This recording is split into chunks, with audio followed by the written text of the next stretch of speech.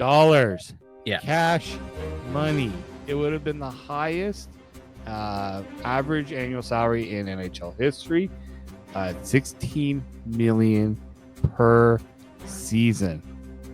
Shattered records. Would have been more than what nowhere close to where McDavid has ever gone. More than Nathan McKinnon.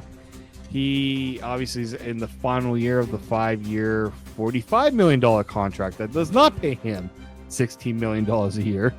And he has been eligible to sign an extension since July 1. The owner of the Minnesota Wild, Craig Leopold, has basically said we are going to do whatever we need to do to get Kirill Kaprizov signed. It appears he's putting his money where his mouth is, but Kirill's not taking the bait just yet. No, Kirill the Thrill apparently, turning down $128 million guaranteed into your bank account for a guy who has not really had a clean bill of health either over the last few years is a questionable decision. An absolutely questionable decision. You look at the last 3 years, this guy's missed 63 games in the last 3 years. He missed half the season a year ago with the Minnesota Wild, and they're still willing to invest max term and maximum annual average value. Literally, they were giving him as much money as they possibly could. It's essentially a blank check that they're offering Kirill Kaprizov, and he reportedly said no. Like, if you're the Minnesota Wild, like, you've got to be absolutely pooping your pants right now that this guy wants to leave. Because if he wanted to stay, you sign that contract right away. There's no way that contract gets any better. And if he said, nah, this guy's going to free agency, 100% hitting the open market and probably get, if not the same contract, well, he'll get less because actually, if he hits the open market, the most he can sign for next year is only 6 years. Keep in mind, because the new CBA is going to come into effect and you can only sign UFAs to a 6-year deal. So unless somehow he works out some sort of sign and trade prior to the league year starting next year, the most he's going to be able to sign for as a UFA will be 6 years.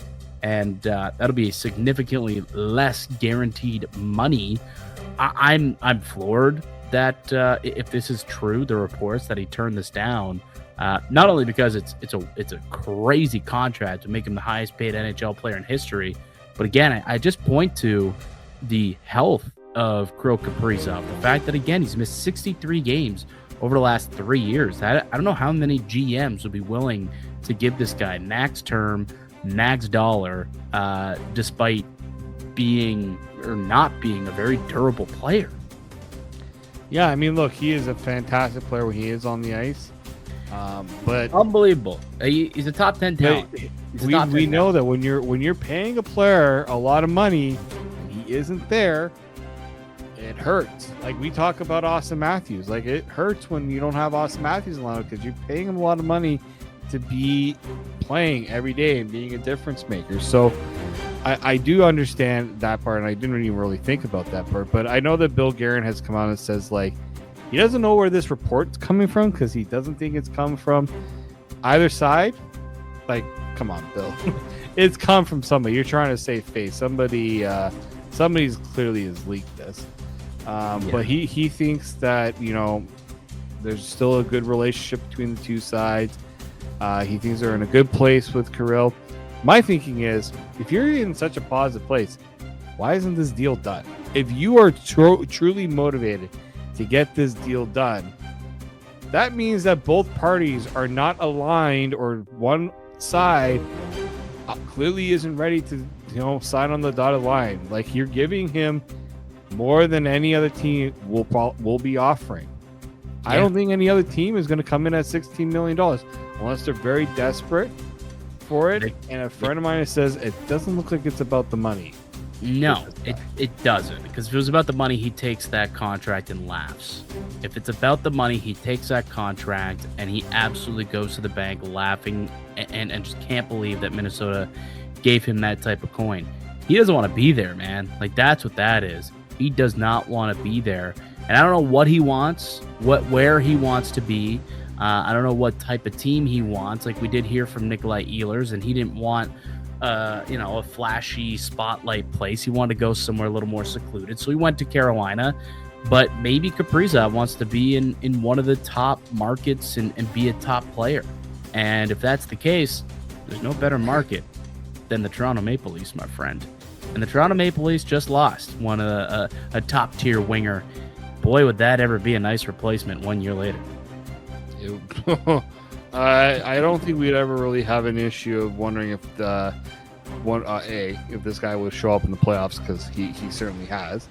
But yeah, I mean, I've constantly said that if things turn out the way that it looks like they might turn out, 2026 could be a huge year for the league with free agency. And I've always said that a lot of players kind of do it to themselves by not exploring the pot. Like, I understand if you want an 8-year deal, then yeah, you don't want to go to free agency. But I think we've seen the shift. Austin Matthews, I think, kind of was the first to say, you know what, let's not do 8-year deals. I'm still signing with you. I'm still going to play for your team. Maybe we'll just we'll go with a shorter term deal. And now we're hearing Connor McDavid, if he signs in Edmonton, which, that's been very fun. Isn't it fun to be on the other side of the dialogue now and hearing other teams sweating it out? It is. It really is. If the Leafs could land one of these two players, they could. Do they do it though? Like, for so long we talked about being so top heavy with the forward group. I mean, do you go back to the well and continue to do that again? Like, that would give you 3 forwards that'll all be over $12 million if you do make that type of investment in Kaprizov with Matthews, Nylander, and Matthews, Nylander, and Kaprizov. And then you also have, obviously, Nyes making just under $8 million himself. Like, you're kind of reinventing a core four in that regard, a top-heavy, forward-heavy lineup. But would the Leafs go there after it failed so miserably the first time around?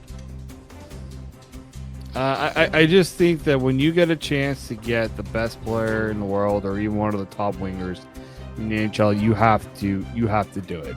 Like, you have to do it. Like, Dave. Well,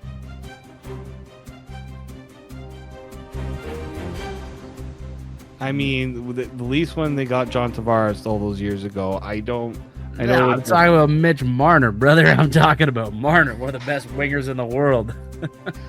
I mean, hold on. If you're gonna have a choice between Kaprizov or Marner, who are you taking? No, I know, but I'm saying when you just look, here's the thing. When you have an opportunity, the Leafs had an opportunity to keep Marner if they would have been willing to pay him. They weren't. They wanted him. They were done. I don't know if it was a payment though. I don't know if it was. I just think the two sides just decided the relationship wasn't